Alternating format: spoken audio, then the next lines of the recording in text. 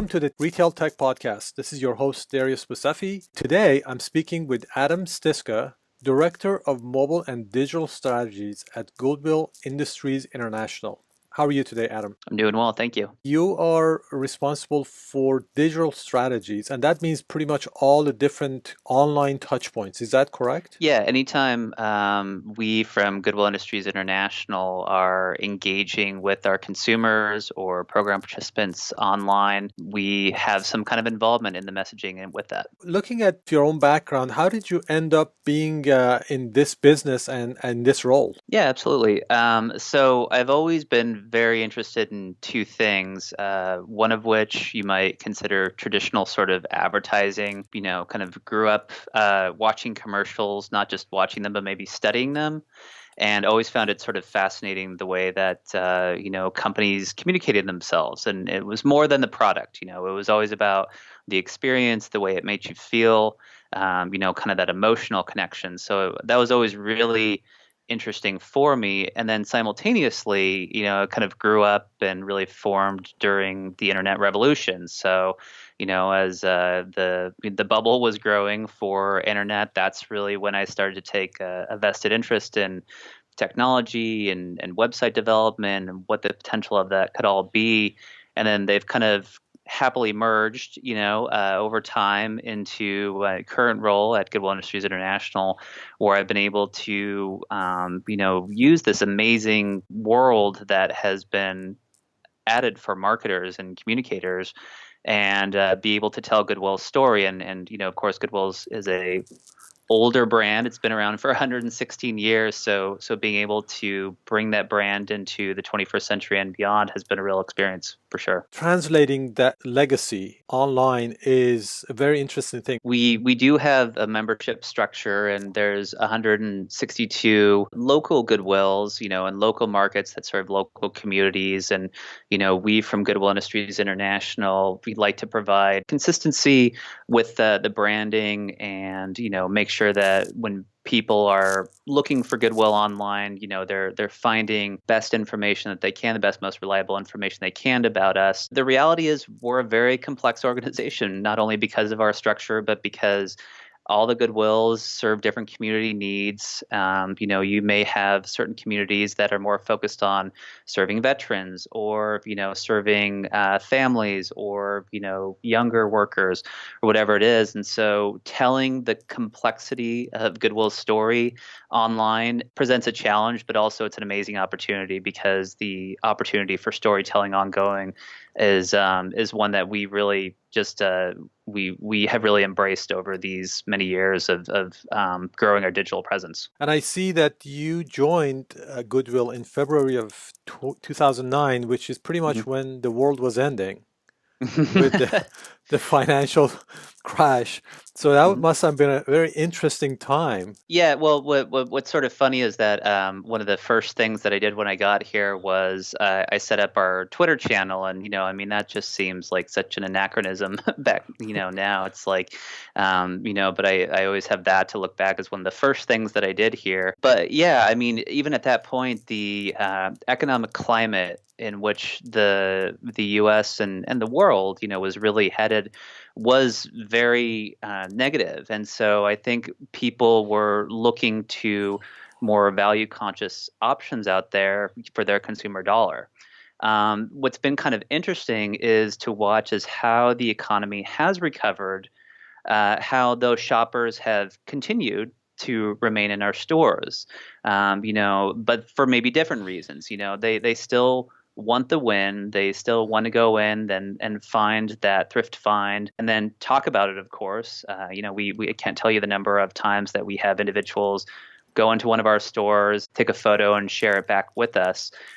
So I think the reasons for shopping our stores have changed a little bit over, the time that I've certainly been with Goodwill. That experience and the value that we still present at the end of the day to our consumers is still there. It's just the dynamics of it have certainly changed. The economy has rebounded. What would you say is your key demographic? It depends, because each of the different markets, I think, might have a little bit of a different answer for that. I think that, like a lot of other retailers out there, you're always trying to look at, how do you engage your current customers, but look toward the future customers. And so, we have had, ongoing conversations about the next generation of shoppers. And, a couple years ago, you might have said nothing but millennials. And now, of course, you're talking about the Gen Z shoppers. So, Right. so I think that always trying to find ways to connect to those next generation of customers while still making sure that you're doing a good job with, the shoppers that have been in your stores for years. You kind of want to keep both those going. But I think that's where digital and the new digital media platforms provide us an opportunity to reintroduce ourselves, or at least to introduce ourselves to that next generation. If somebody doesn't really know what's going on inside the business, they might think that it's probably for a lower income demographic. But I think just from everything that I've seen myself is that a lot of professionals actually shop at pre-owned type of clothing. The keyword that you mentioned is the win, which is very Mhm. interesting. That's like a psychological factor, goes across different demographics. Yeah, absolutely. And one of the things that we try to do is to try to say that, it's not only a win for you as a shopper because, maybe you found that brand label, for quite a bit less than you would have paid if you would have bought it new. But then there's also the win for the communities in which, the dollars that are being spent at that Goodwill stores are going to support, our mission programs and services. So we like to think of it not only as a win for the consumer, but also as a win for the community as well, because, when individuals spend their dollars in our stores, that's helping to, provide the revenue that then allows those local Goodwills to provide the programs and services to job seekers. I understand that the company just launched is it a brand new mobile app or a redesigned app? Yeah, it's so we kind of work in terms of the major and minor release nomenclature, whatever you want to call it. So this would be our third major release of our app. What have you learned from the time that you started, the first launch, and how has it evolved to this day? You may kind of remember the predictions of when mobile was going to eclipse desktop as the primary means of accessing the internet. We really keyed into that early on because what we were noticing was we were ahead of those curves. We were ahead of those trends. A lot of our shoppers were connecting with us on the weekends, as they're out and about. We're pulling up our website on their mobile device. And so I think that was really what spurred us to get into the mobile game early.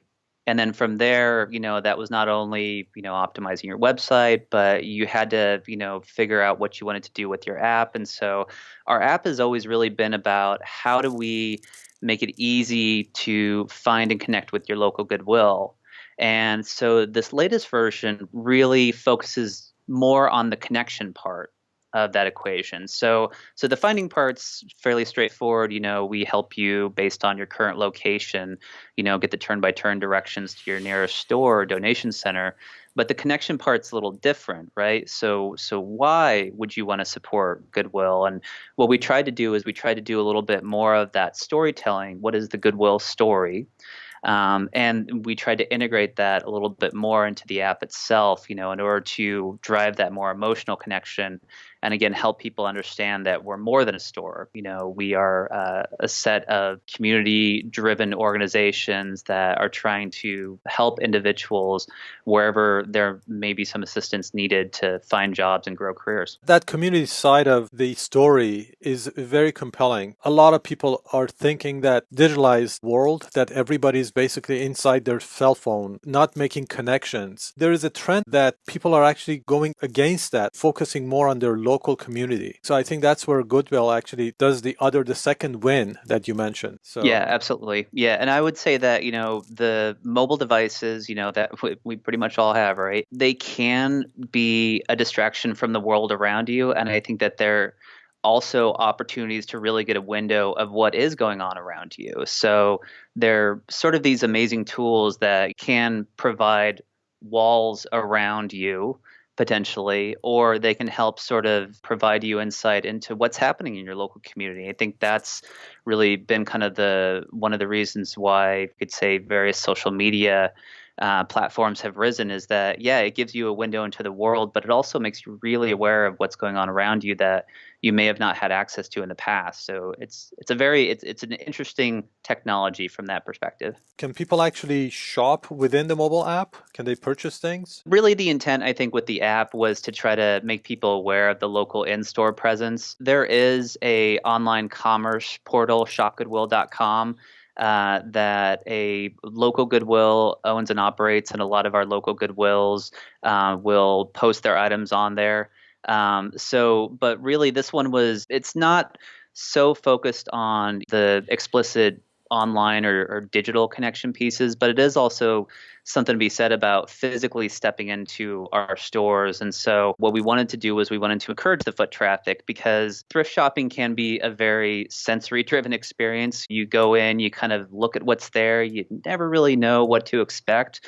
But that's the exciting part. You can kind of get that a little bit online. You can kind of see everything. But again, there is something to be said about going into a store and just, especially when the inventory is always changing, trying to find something that's really unique or that you didn't expect. But once you see it, you can't live without. We all know the challenges that local retail stores have. This is common across the industry and pretty much globally. People just getting busier and busier and don't have the opportunity to actually go to the store. We have more than 3,300 stores, and we like to say that most people are within 10-mile drive or certainly less, depending on where you're at, to a Goodwill. So we like to say that we're fairly findable, certainly, and we do have that advantage, I think, maybe over some other retailers out there that may not have necessarily the footprint that we do. But I think that there is something to be said. The thrift store shopping experience in general, the thrift shoppers out there, definitely a little bit of a different type of shopper than a new goods shopper in the sense that they don't necessarily mind spending time. In fact, that's part of the experience, right? It could be a social experience. You take your friends out with you and you just kind of maybe hit a few different thrift stores. So I do think it's a little bit of a different mindset that the thrift shopper has over maybe sort of, again, like the new good shopper, sort of the classic department stores. But that's great, and then that sort of works in favor of the in-store experience because you can only really live the excitement of the hunt when you're in the store. I think it's a little bit of a different kind of feel if you were to try to recreate that online. And I just don't think that we're at that point yet with the technology that you can recreate that moment when you see something amazing that you do when you're in store. Very interesting to see if we ever get to that point where you can actually not only feel being present inside the store, which is probably doable with the AR and VR technologies, but the touch and feel and the smell will be very interesting, problems to solve. So, Yeah. so how do you keep track of the success of the mobile app? What kind of KPIs are important for you? There are sort of the traditional things that we would monitor, rate of downloads, active sessions per week, all the kind of stuff that you would expect to look at. Some specific things within the app that we are also very interested in, like what are people engaging with? How long do they access our locator feature?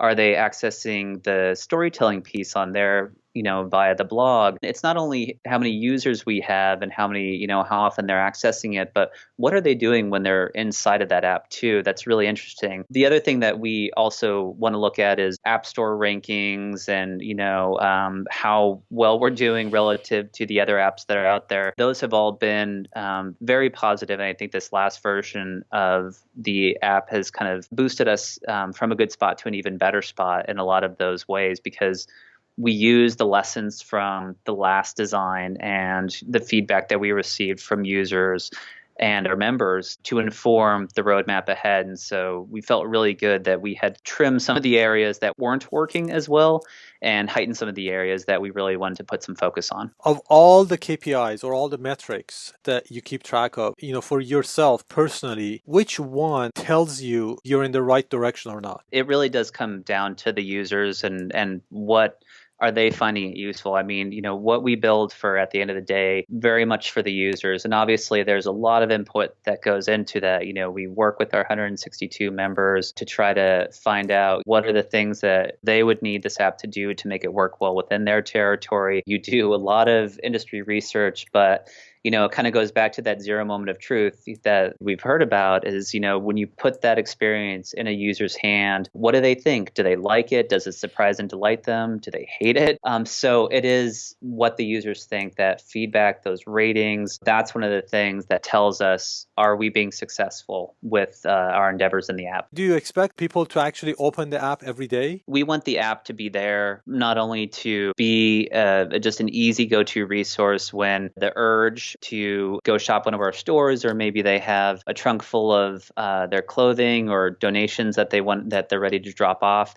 We want that app to be there for that. It's definitely not what I would consider daily kind of experience that we're expecting. It kind of comes down to comments, ratings, and this is stuff that can show up in app stores, certainly. But I think that, we also have a lot of other channels for which we receive feedback. Those are the kind of things that we're specifically looking at, because I think that, you can have a lot of downloads and you can have a lot of active sessions, but, how do you know how good of a job you did at the end of the day, unless you're able to hear from your users and your consumers at the end of the day? And I think that that's what retailers in general always want to hear is, what's the voice of your customer? And I think that those comments and those ratings tell us and give us that voice. The ultimate gift a customer can give you is to give you a good comment. Talking about the shopgoodwill.com, there is commerce actually on that site, and it's in the form of auctions, correct? Mm-hmm. That's right. So what was the thought process to go in the form of auctions as opposed to just like a regular buy it now for this price type of a strategy? Just to be fully transparent, so that is actually operated by one of our local Goodwills. So, we are Goodwill Industries International, but the Goodwill Industries of Orange County is the one that owns and manages that. And so Orange County, California? Orange County, California, exactly. Just from a high level, it's the first nonprofit auction website that was out there, and it's just been tremendously successful. It's more than a decade old now. It recently just went through a redesign. It's obviously been used by a lot of our local Goodwills too to host their merchandise, and for anything more specific on strategy and so forth, really kind of our Orange County folks that I think would have to speak to that. Talking about how this type of work is performed in organizations. How large is the team that actually manages and handles the work that you work? Going back to our structure just real quick, the way that Goodwill Industries International supports the different members is that each of the local Goodwills is its own 501c3. They have their own board, they have their own CEO, they have their own marketing departments, and we definitely work to support those local territories as much as possible across the board, from Goodwill Industries International to those local headquarters to the store levels. There's more than 130,000 employees out there. GII itself, Goodwill Industries International, where we're at, is more like 130. So we're actually quite a small portion of the overall puzzle. And the individual team that we have here is really just a great 3-person team. But of course, the stakeholders that we work with, and we have some great vendors that we work with, we pull on those resources as we need to deliver, not only the website experience that we want, but the app experience as well, and keep things fresh and engaging on our social channels. So I like to think of us as a small but mighty team, but it's amazing what you can do with dedicated individuals and, just an amazing amount of talent that we have access to. The rate of innovation is not related to the number of people. No. Definitely That's not related. It is directly related with the attitude and the mindset of the people, the leadership. The major reason, from my experience, that we are able to actually do a lot more with less people Hmm. is the API revolution. How the APIs are changing integrations and the cloud, and how software is actually, improving and becoming a lot more robust and open. It's interesting about the API comment because I think that, we like to think about APIs maybe as an inter-organizational resource, so between businesses or, between products. But actually, our experience has been that, building APIs for just the family of products that we service and maintain has been extremely helpful, so I think that there is sort of the understanding that, yeah, APIs are great, to be able to pass information maybe between the government and a business or between businesses or whatever. But actually, we found that, we've been able to sort of revolutionize what we do just internally here by building out our own set of APIs that we're able to leverage. That's work that continues to be done not only internally guided, but with external agencies as well. Again, we're talking about a 130 person team here, so again, we don't have unlimited resources, so we do have to find some external vendors to augment our capabilities when we don't have it. But then when it comes to the actual maintenance, we do have some internal resources for that. It's kind of a combination of what is developed, which tends to be work with agencies, and then what is maintained, which tends to be more internal resources that help support that. Customer data can be stored in different spots. Again, a local Goodwill might have their own customer data that they house, and there might be a different solution there. The individuals that we come in contact with through our direct communication channels, we tend to store it on premise, and obviously follow all the best practices around how to maintain and secure that. But again, it's really kind of a complicated situation just because of our structure that, you can't say that it's always one way because, the way that one of our members might store data is a little bit different from another. So, it can't always give you a consistent answer there, but I can say that, the variety of solutions out there kind of reflect whatever capabilities and resources that local market has. Working with 162 different stakeholders is a huge job. And again, I think the autonomous nature of those members, allows them the ability to make decisions that are reflective of their needs and how they run their business. And I think that's great, because ultimately we want to provide guidance and best practices, but you have to respect the on the ground or that local knowledge, because that's so important about what's the best decisions to be made for the interest of your organization. So, talking a little bit about working with vendors and agencies, what are some of the tough lessons that you've learned, or things that you like, red flags that you watch out for? I'm sure you deal with them every day, either Mhm. existing or people that are trying to sell things or promote their products. Kind of at a high level, and then more specifically is um, I think that you do want to look at the portfolio of an organization. You do want to do obviously the due diligence to kind of understand, the viability of the organization, how long have they been around, how many customers have they had, what's their re-engagement rate, all those kinds of things to give you green flag to proceed, especially if you're evaluating a new vendor. What I have found though is that having conversations with new vendors is very illuminating once you get past that second stage, or that first stage, I'm sorry.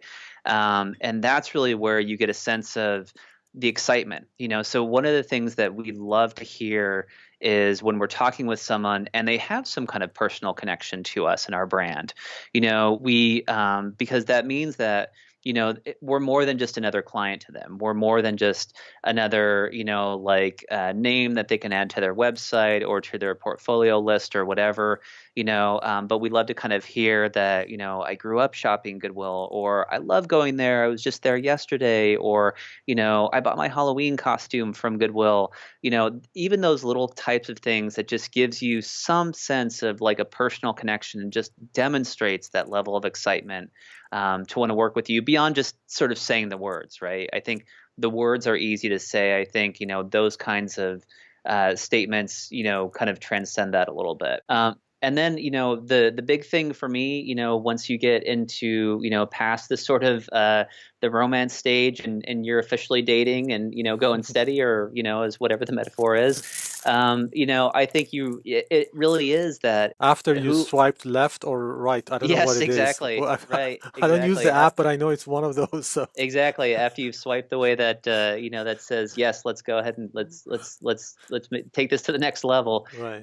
Yeah, I mean, your project manager, your whoever you're working with, I think is so important. And what I have absolutely found to be true is that we really like working with our day-to-day project manager that not only is just good at client relationship, and not only will hear what we have to say, but listen to what we're saying too. So they do that well, but they do have a foot in the technology world too. I'm not saying that it's a requirement. I'm just saying that things work really nicely when we're talking our big ideas and we're brainstorming, and somebody is actively listening to us, and then at the same time, they're sort of saying, yeah, but can that be achieved? Based on my understanding of, your environment, your, what's out there in the market, we can't promise to deliver that, and they can talk you into, a solution that makes sense. So having a foot in both worlds, good client relationship and really understanding the technology can really move things along so that, false expectations aren't being set, or promises aren't being made that can't be delivered. And and that's tricky because I mean, I think those kinds of individuals are very valuable to agencies. And so if you have somebody like that, I hopefully you recognize that that's a really valuable member of that team. Do you go to any of the shows? We just went up to the NRF conference in New York. Okay. So what are some of the like red flags when like the vendors, because I'm sure there is 5,000 vendors over there trying to Hmm. get your attention. What are some of the red flags, like somebody that comes up and says this brand new technology, let's say for example microservices or Hmm. headless commerce, or and these are some things that you might actually probably do already, but I mean something that is really like really new. It's a how do you manage that kind of an input or information? Yeah. It just might be my generation, sort of the skeptical generation, and maybe I'm just an artifact of that. But anytime you're in an environment, especially in an expo hall, where there's so many vendors that are competing for your attention, and they need to just like sell you on something very quickly before you move on. I sort of feel like you really have to go in with just the expectation that there, you're being oversold a little bit, or that you may be, being sold a little, too aggressively, and that's just the nature of that environment, and that totally makes sense.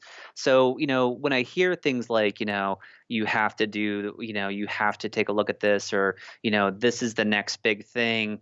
We've heard of a lot of that, and I think that the digital revolution, there's always the next big thing that's coming up. So how do you really understand when something is legitimately going to revolutionize, and be the next thing that is going to really impact businesses, consumers, our lives? And I don't know, I think that you really have to kind of have that sort of healthy skepticism to say, where could this not work? Where could this technology maybe not pan out in the way that it's being discussed or positioned? Because, and I think that part of that is knowing your own brand and knowing your own products, and just understanding that what's right for you.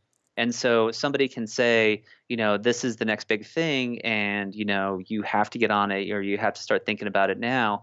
If you really pair that against the realities of your organization, your customer base, and then ask yourself, honestly, it's like, does that make sense? Does this fit the brand? Does this fit us? That's Right. where I sort of feel like you really you start to understand what makes sense, and what are good things to be aware of, but not necessarily something that's right for you. Great. Well, that was an opening so that I could introduce my blockchain database to you. I'm just joking. Okay, I'll talk to you in 6 months. We'll see how you're doing. Yeah. What about Amazon? What do you think about the Amazon factor? Does Amazon come up? I mean, because in general retail, of course, it's a concern, but for your business, it might not be as big of a threat. Yeah, well, can't exist in retail, I think, without having some discussion or awareness of Amazon, even if they're not directly in the space that you're operating. And so, I think that we like to watch what Amazon's doing because I think we have seen a number of different times when they move into certain areas. It can really make an impact, So you think about, the way that they even moved into, sort of the whatever you want to call it, the personal assistant world, the voice search, kind of the, Alexa, in other words. Right. I mean, once they did, they, immediately got out ahead of everyone else. And that's just, one of the latest string of examples in which they've done that, So, it started with books and then it sort of migrated into, other types of product lines. And so, you kind of wonder, again, where Amazon is going to move next, because if it's within your industry, it's probably going to have an impact just because of the scope and scale of that organization. But you're right. I mean, largely speaking, thrift shopping and secondhand shopping is a little different, certainly, than that world. And I think again, what's sort of great is that at least for us, is that, well, yes, we have 3,300 retail stores across the U.S. and Canada. We are a nonprofit at the end of the day, and that's, one thing that I think will differentiate us against a privately held or publicly traded company is that, when people spend money in our stores, that goes to help support job training programs for individuals in that community. And I think that that makes people feel differently about us than some other retailers out there, because it's shopping with a purpose, not just necessarily shopping for yourself because you need something, you need to resupply your set of razors or whatever it is. That's definitely true.